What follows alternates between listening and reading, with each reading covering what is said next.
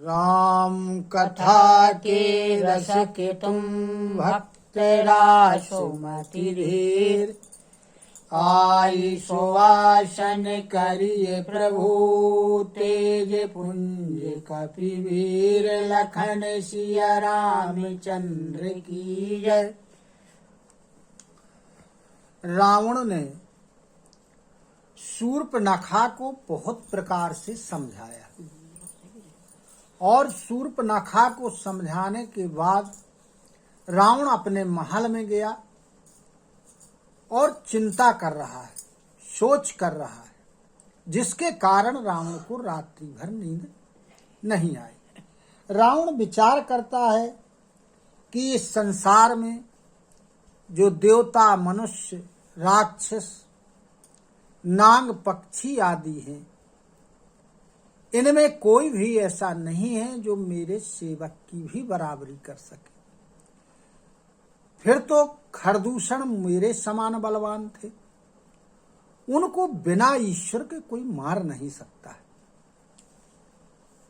रावण ने विचार किया कि यदि देवताओं को आनंद प्रदान करने के लिए और इस पृथ्वी का भार उतारने के लिए भगवान ने यदि अवतार लिया है, तब तो मैं फिर हठ पूर्वक जाकर के उनसे बैर करूंगा और उनके बाण के द्वारा अपने प्राणों को छोड़कर मैं संसार से, सागर से पार हो जाऊंगा। रावण विचार करता है कि मेरा ये शरीर जो है ये तामसी प्रवृत्ति का है, जिसके कारण इसके द्वारा भजन तो होने वाला नहीं है। अतः मन, क्रम और वचन से यही दृढ़ निश्चय किया जाए, और यदि वे मनुष्य रूप में कोई राजकुमार हैं तो उन दोनों को युद्ध में जीत करके और उनकी स्त्री को हर लूंगा। ऐसा रावण ने मन में विचार किया और अकेला ही रथ पर चढ़ करके वहां पहुंचा जहां समुद्र के किनारे मारीच रहता था। शिव जी माता पार्वती जी से कहते हैं कि रावण तो पहुंचा मारीच के पास। यहां भगवान राम ने एक उपाय रचा। क्या उपाय रचा कि जब लक्ष्मण जी कंदमूल फल लेने के लिए वन में गए हुए थे, तब भगवान हंस करके माता जानकी से कहने लगे कि हे प्रिय, हे पतिव्रत धर्म का पालन करने वाले, हे सुशील, सुनो, मैं अब कुछ मनुष्यों के समान बड़ी मनोहर लीला करना चाहता। इसलिए जब तक मैं यह लीला के द्वारा राक्षसों का वध करूंगा, तब तक तुम अग्नि में निवास करो। जब भगवान श्री रामचंद्र जी ने बखान करके समझा करके सीता जी से कहा, तो सीता जी ने भगवान श्री रामचंद्र जी के चरणों को अपने हृदय में धारण कर और अग्नि में प्रवेश किया, अग्नि में समा गई और अपने जैसी ही सुंदर, सुशील और विनीत छाया रूपी सीता को वहां छोड़ दिया। इस भेद को लक्ष्मण जी ने भी नहीं जाना, क्योंकि वो वन में गए हुए थे। अब उधर की कथा शिवजी सुना रहे हैं कि रावण कहाँ मारीच के यहाँ पहुंचा और रावण ने मारीच को मस्तक नवाया, क्योंकि रावण जो है बड़ा नीच प्रवृत्ति का था। और कहने लगे शिवजी कि हे पार्वती, नीच व्यक्ति का झुकना बड़ा कष्टदायी होता है, दुखदायी होता है।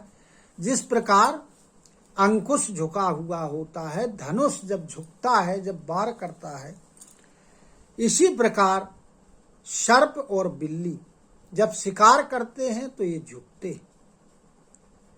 तो जो दुष्ट की प्रिय वाणी होती है, ये बड़ी भय प्रदान करने वाली होती है। किस प्रकार? जिस प्रकार अकाल के पुष्प होते हैं, जो अकाल के समय खिलते। अब जब रावण मारीच के पास पहुंचता है तो मारीच ने रावण की पूजा की और आदर के साथ रावण से पूछा कि तुम्हारा मन आज व्यग्र क्यों है, व्यथित क्यों है, और तुम अकेले ही क्यों आए हो मेरे पास, इसका कारण क्या है? 10 मुखो सकल कथा ते ही आगे, कही सहते अभिमान अभागे, होहु कपट मृग तुम छलकारी,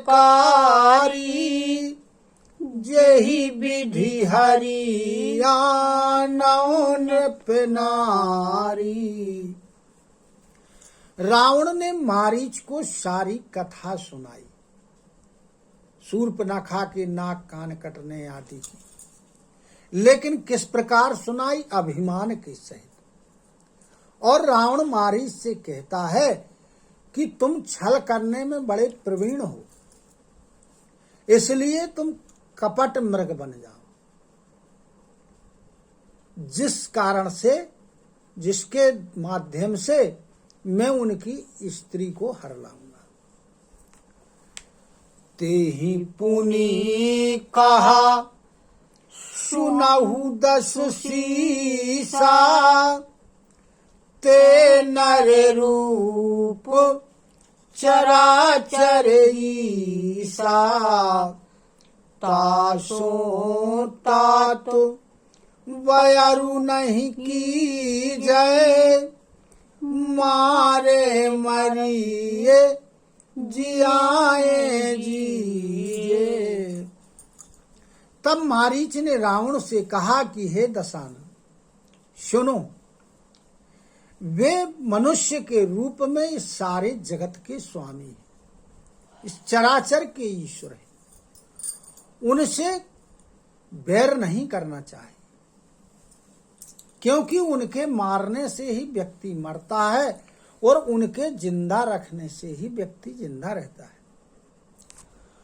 मुनि मख राखन गयऊ कुमारा, बिनु फर सर रघुपति मोहि मारा, सतजो जन आयऊ छन माही, तिन्ह सन बयारु किए भल नाही। रावण ने जब मारीच से कहा कि उनके ही जिंदा रखने से जिंदा रहते हैं, उनके ही मारने से मरते हैं, तो रावण ने कहा कि तुमने ऐसा कैसे समझ लिया, कहां से तुम्हें ये मालूम हुआ? तो मारीच कहता है कि वही राजकुमार विश्वामित्र मुनि की यज्ञ की रक्षा करने के लिए गए थे, वहां उनने बिना फण का बाण मुझे मारा था, जिसके कारण मैं 100 योजन दूर एक क्षण में आकर के यहां गिरा था। इसलिए उनसे बैर करने में भलाई होने वाली नहीं है।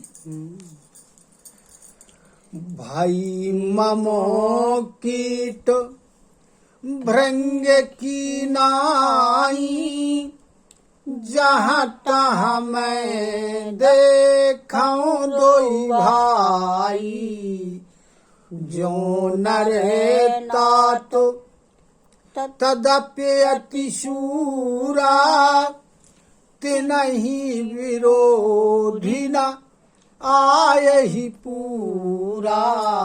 कहने लगा मारीच कि तभी से मेरी जो स्थिति है वो भृंगी के कीड़े के समान हो गई है।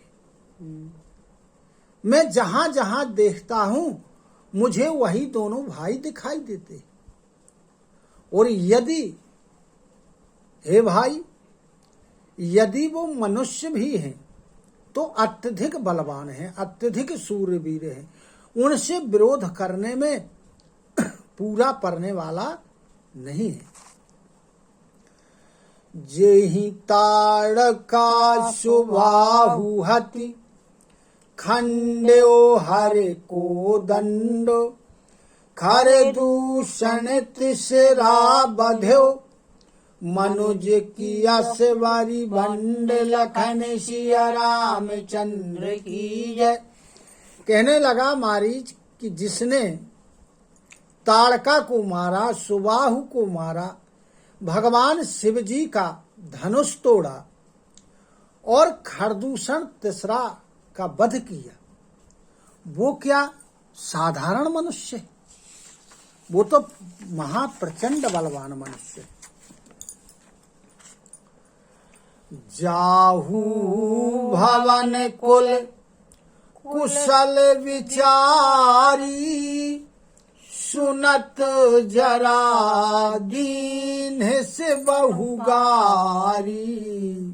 गुरु जी मूढ़ करिस मम बोधा, कहू जग मोही समान को जोधा।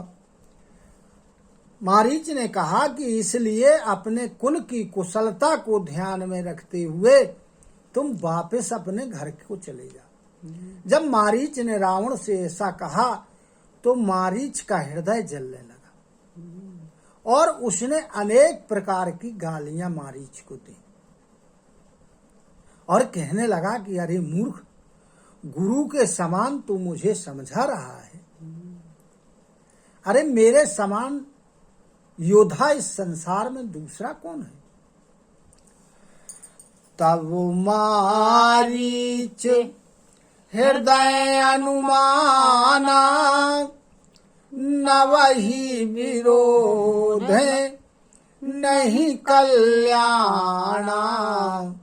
शस्त्री मर्मी प्रभु सठ धनी, वैद बंदी कवि भानस गुनी।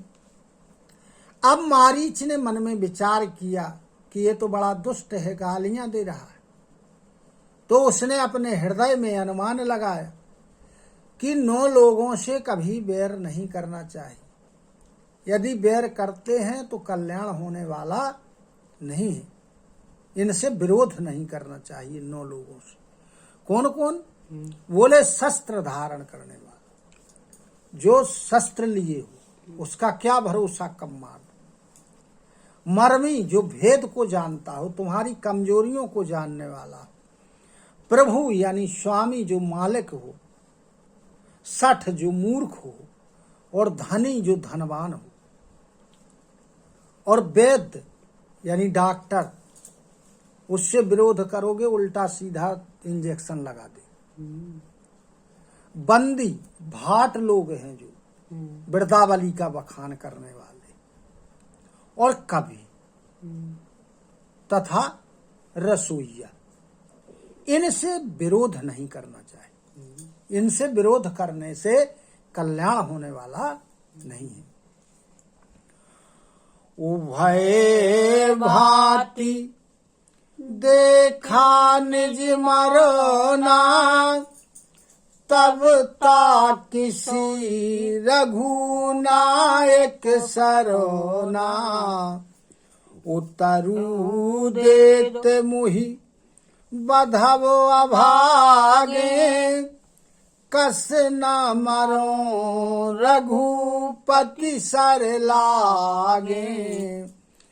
तब मारीच ने विचार किया कि दोनों ओर से मेरा कल्याण होने वाला नहीं है, मेरी मृत्यु है। यदि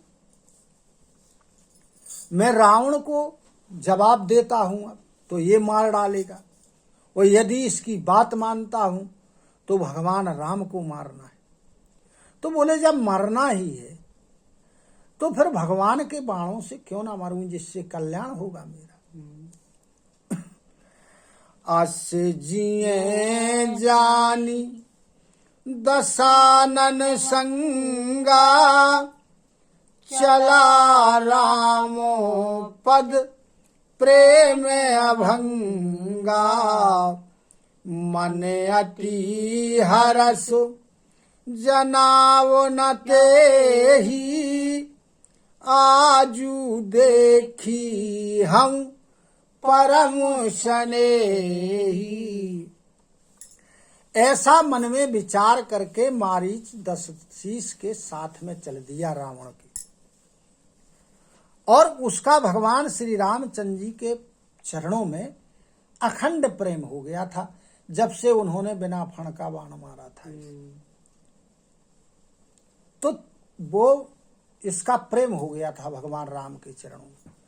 तो ये सोच रहा है मन में कि आज जा करके उन्हीं चरणों के मैं दर्शन करूंगा, जिसके कारण इसके हृदय में बड़ी प्रसन्नता हो रही थी।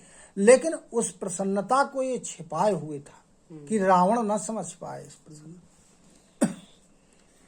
निज परम प्रीतम देखी लोचन, सुफल करी सुख पाई हूँ। श्री सहित अनुज समेत कृपा, निकेत पद मन लाई हूँ। निर्वाण दायक क्रोध जाकर, भगति अब सही वश करी। निज पानी सर संधानी सो मोहि, बधि सुख सागर हरि। विचार करता है मारी कि मैं जाकर के अपने परम प्रियतम भगवान श्री रामचंद्र जी के चरणों के दर्शन करके अपने नेत्रों को सफल करूंगा, और रामचंद्र जी के साथ श्री जानकी जी और लक्ष्मण जी के सहित उनके चरणों को अपने मन में स्मरण करूंगा, धारण करूंगा, जिनका क्रोध भी मोक्ष प्रदान करने वाला है और जिनकी भक्ति उनको बस में करने वाली होती है। ऐसे भगवान के चरणों को, जो आनंद के समुद्र हैं, वो अपने हाथों से बाण संधान करेंगे और उसके द्वारा मेरा वध करेंगे। मम पाछे धर धावत, धरे सरासनवान। फिर प्रभु ही बिलो की हूँ, धन्य नमो शमयान लखन सिया रामचंद्र की जय। मारीच मन में विचार करता है कि जब मैं माया रूपी मृग बनूंगा तो भगवान श्री रामचंद्र जी हाथ में धनुष बाण लिए हुए मेरे पीछे पीछे दौड़ेंगे, और मैं बार बार पीछे मुड़ करके उनको देखूंगा, उनके दर्शन करूंगा, तो मेरे समान धन्य कौन होगा। सियावर रामचंद्र की जय। कथा विसर्जन होते है, सुनहु वीर हनुमान। जो जन यहाँ से आए हो, सो तहाँ करऊ बयान। श्रोता सब आश्रम गए, समूह गए कैलाश। रामायण मम हृदय में, सदा करहु तुम वास। लखन सिया रामचंद्र की जय। उमापति महादेव की जय। पवन सुत हनुमान की जय। गुरु गोविंद की जय हो। जय जय सीताराम, जय जय राधे श्याम। नमः पार्वती पते, हर हर हर महादेव। हरि शरणं हरि शरणं, हरि शरणं हरि शरणं, हरि शरणं हरि शरणं, हरि शरणं हरि शरणं।